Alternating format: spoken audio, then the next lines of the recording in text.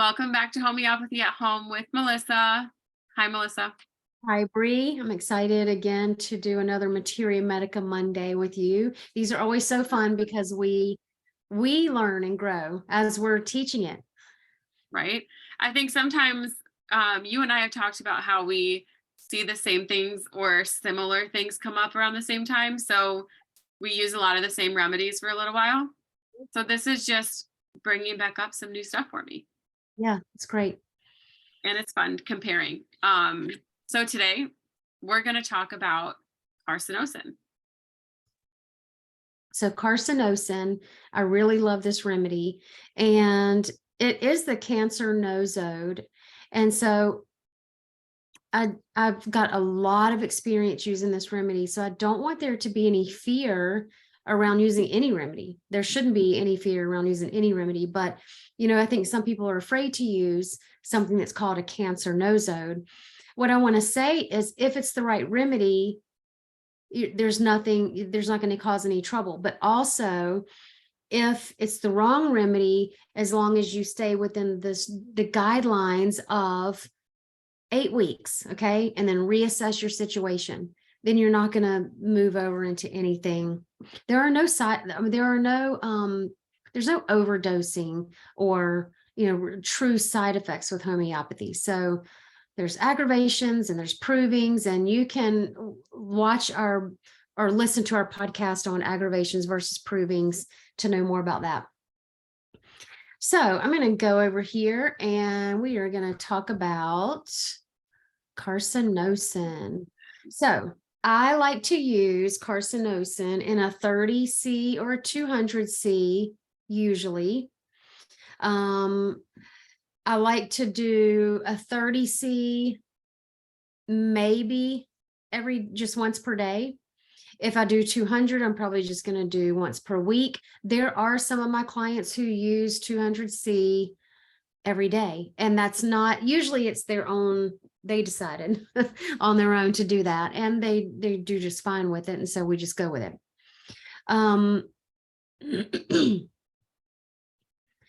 So carcinosin can also be overprescribed because it covers so many conditions and symptoms that you can kind of fall into the trap of, when in doubt, give carcinosin. So it really looks a lot like some other remedies that we'll talk about in a little bit, but carcinosin comes from the breast cancer tumor. And it has, if you don't know a lot about homeopathy, I just explained this to somebody the other day. Our lingo is it has, or it does. And so when we say that, it just means the carcinosin, if you're going to use the carcinosin remedy, you might have some of these symptoms. You don't have to fit the picture 100%. So it can have the carcinogenic tendency. So look at what does the cancer tumor do? It's the rebel cell. It's proliferating out of control, taking over and metastasizing to various other parts of the body. And then how would that translate to the psychological state?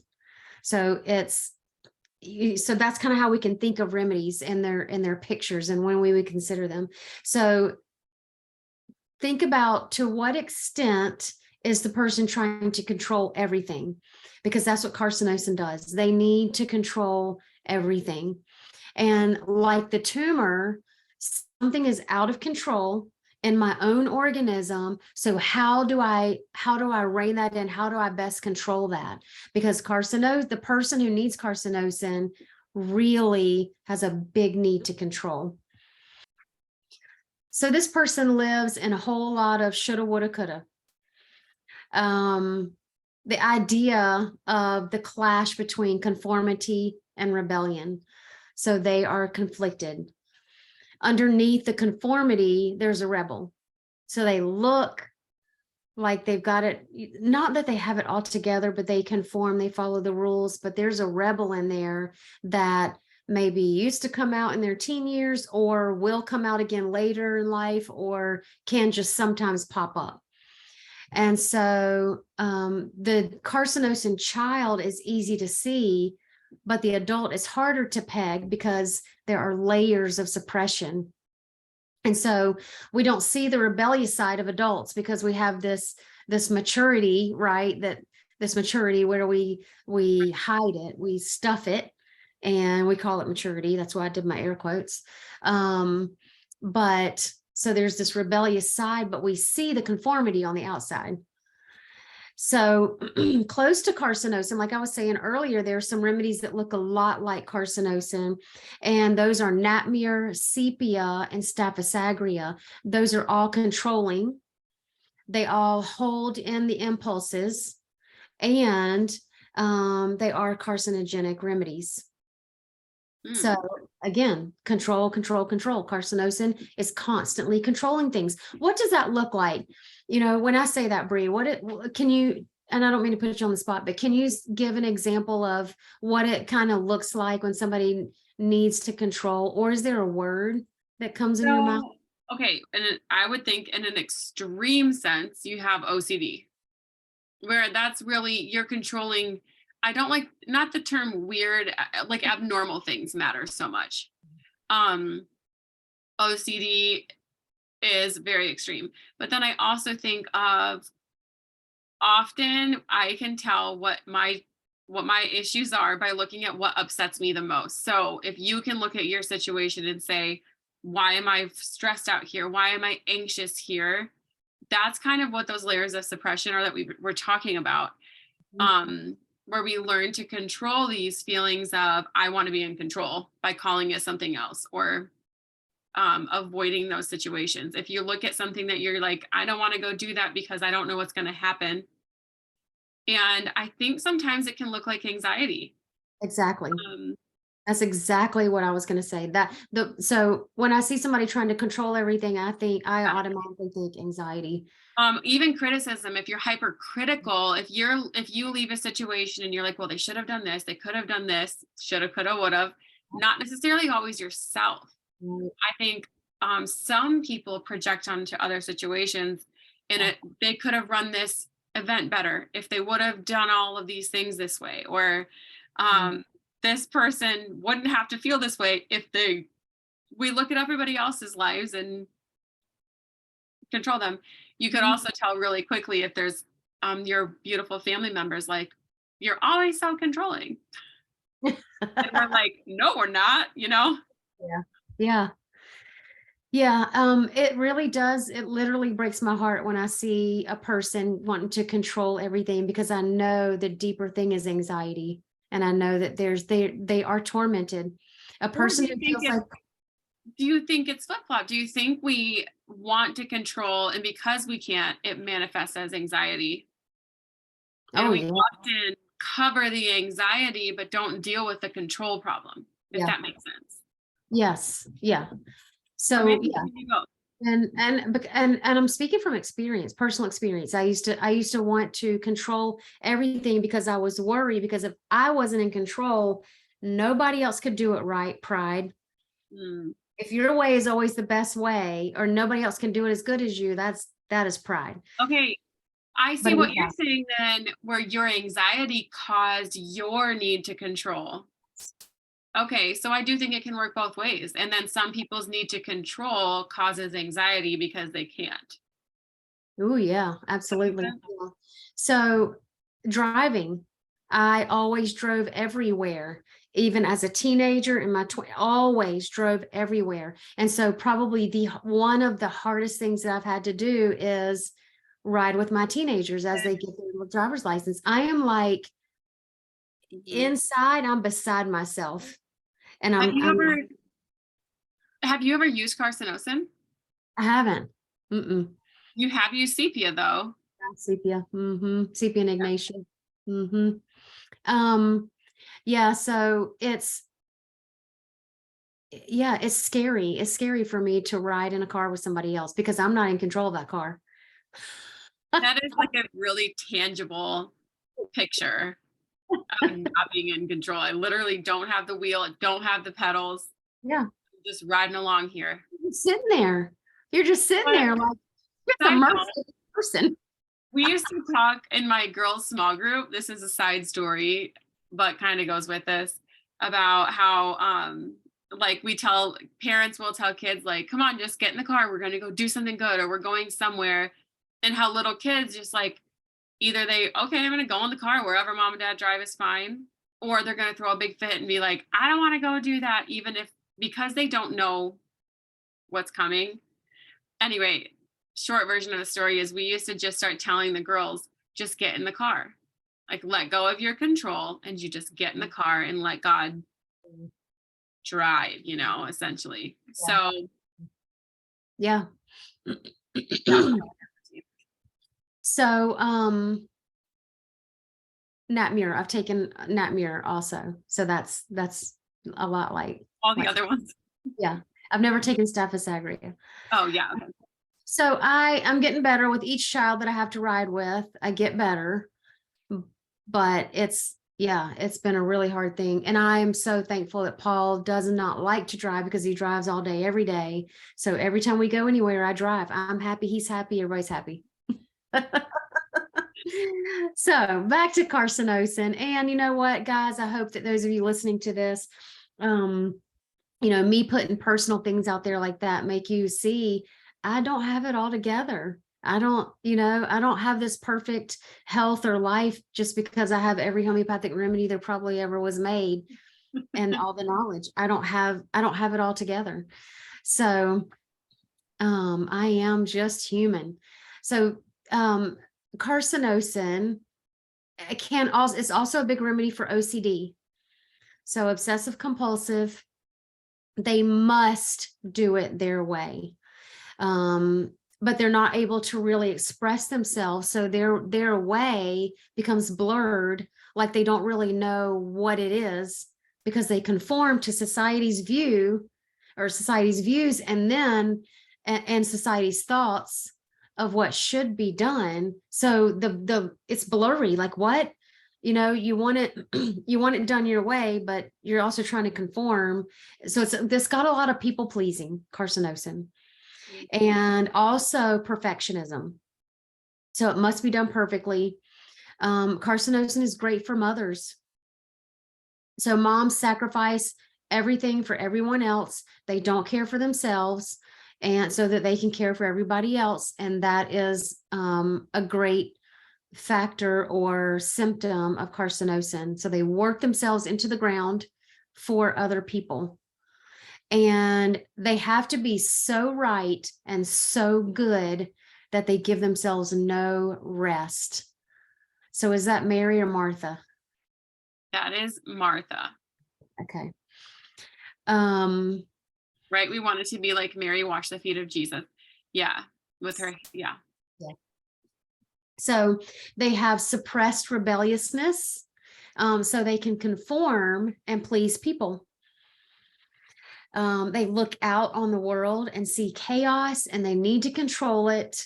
And it's a lot like Arsenicum album. There's a lot of fear, and especially around health, of Arsenicum album. So I should do it that way because society says that I should do it this way. And I will do it the way that society says I should do it at the cost of being myself. And I'm not saying this is how I am. I'm really talking about Carcinosin. So Carcinosin feels like they should do it a certain way because society says that they should do it that way. And they will do it that way at the cost of being themselves. So you won't even know who the true person is because they're always doing things in a way that is people pleasing. These people might be adopted and they don't know where they came from. Especially people who are adopted and don't know where they came from might need Carcinosin. They are resistant to change. Carcinosin is resistant to change. Don't like it at all. They're absolutely not selfish. They need to look after themselves more. Like somebody needs to come along and say, you need to take care of yourself a little bit. They can't say no. Tumor because of suppression of themselves. They can't let it out. So that's a lot like Natmur. They can't let it out. They're deeply sensitive artistic, creative. They love music. Dancing is therapeutic, because that's them letting it out. So So it's they just this can't, pattern of suppression, really. it really is. It really is. So they love to dance like Sepia. Sepia loves to dance. Um, they're a repressed person. They have, so carcinosin, when you're looking in somebody's history, they have a lot of responsibility at too early of an age. That's a big keynote in this remedy. So they, whether their mom was absent or working or, mentally ill, whatever the reason, or maybe they're the oldest of 9 siblings or whatever, maybe there's only 2 or 3 of them, but they had too much responsibility placed on them at a very early age, and they become this carcinosin person. They still see, sometimes you'll still see outbreaks. Like I said earlier, you might see rebellion pop out in them every once in a while, like a craziness or a wildness. So maybe it's that they go to a wedding and they drink too much and this whole different person comes out. Where normally they hold it all together and they've got everything perfect and there's just this perfect person, but now it pops out. So Bree, I'm going to let you take over from here and talk about some of the other things. Okay, I'm going to talk about some of the physical characteristics.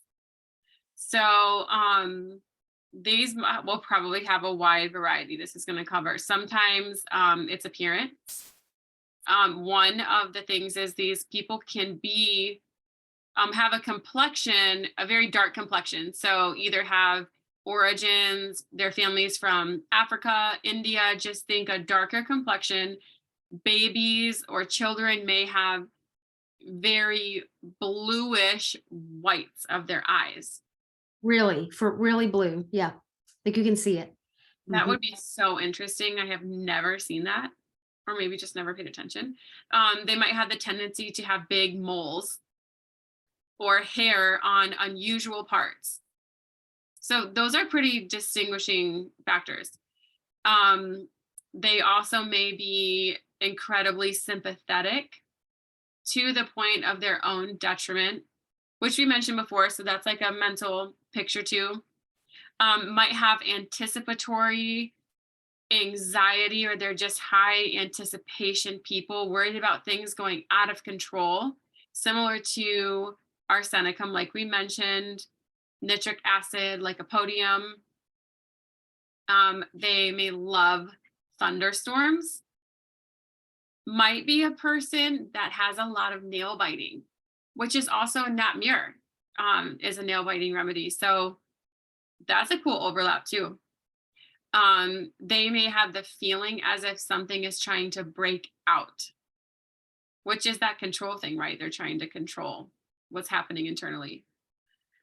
They suppress, again, suppressing natural inclinations, which lead to chronic fatigue, post-viral syndrome, exhaustion. Those are things that often present at some point as people are healing. They're very sensitive. Usually carcinosin tends to be a remedy for women. Obviously, it can still be used for men. It's just said more often for women. Hypersensitive, usually have a history of grief. They may have a history of glandular fever, like mononucleosis. Is there another mono? That's the typical mono, right? Yeah. Mononucleosis. And what do we call it? The differential or the rubric, never well since. We talk about that sometimes, never well since. So that was a good one for if never well since mono, or like we mentioned above, a post-viral syndrome. High achievers, they are perfectionists often. You might see these people might be religious or adhere to religions with a level mentality, like working their way up, and very works based. because that's brings them a lot of satisfaction. Carcinosin people may have insomnia, just not able to sleep or achieve a deep state of rest. So just not waking up rested. They might crave foods like butter, chocolate, salt, vinegar, or changeable flavor cravings. That's similar to pulsatilla too, like you mentioned before. So if it's the child who has no childhood illnesses or recurrent childhood illnesses, which tends to be the way remedies work, right? They either have like Yeah. of the pendulum. Either, yeah, you can have either extreme because homeopathy is going to bring homeostasis, so bring it into balance, whether you have too much or too little. Yeah. Yeah. Okay, so it may also be good for whooping cough, especially in young babies. And I'm wondering, what are your thoughts on that? Do you think it's because the idea is that a young baby comes out, they obviously haven't had time to suppress, and maybe it's a carried over thing from the parents? I don't know why. I don't believe that I would use carcinosin. It would not be one of my first ones. So I don't know why it's whooping cough in the first few months of life. And maybe that means there was a history of that. Maybe that's something in their history, maybe is what you meant. Yeah, if it definitely wouldn't be my first go-to for whooping cough. Okay. Okay, carcinosin might also have twitching and tics, or a mind that never stops. So racing thoughts.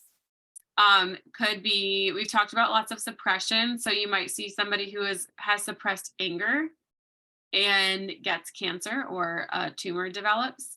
They may have a history of abuse, which makes them fearful. They might shrink back like they're protecting themselves. And that feeling never goes away.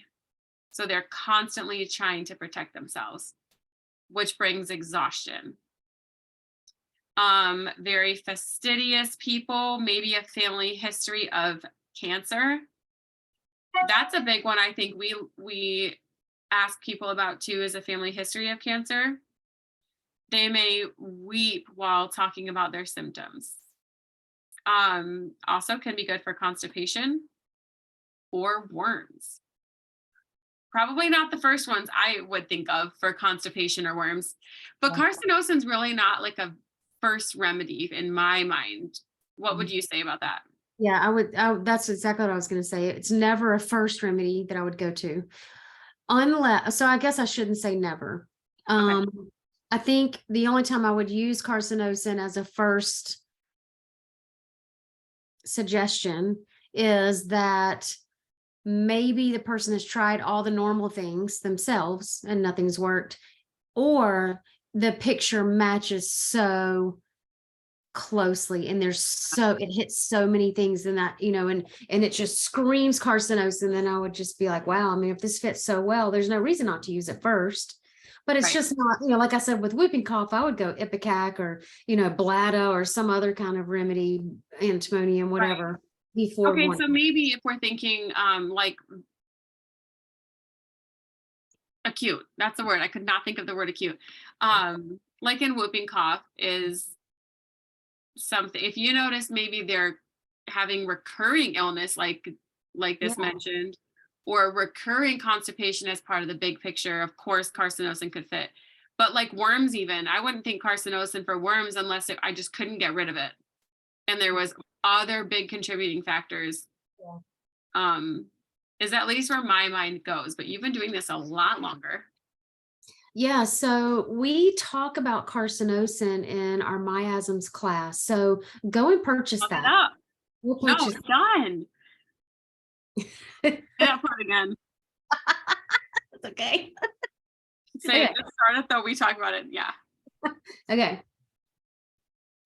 So we talk about carcinosin in our miasms course. So go purchase that. And not just so you can learn more about carcinosin, but like what we're just talking about, like what you're just saying, Bree, is when there's a deep family history and you've tried all the normal remedies. Those are some good reasons to then go to treating or looking at the miasm.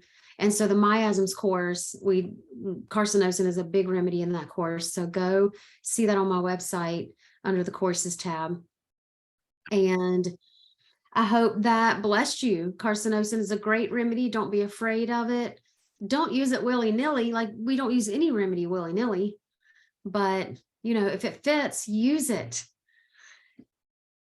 Yeah. So thanks for being here. Yeah, thank you so much. This was great. We'll see you guys next time.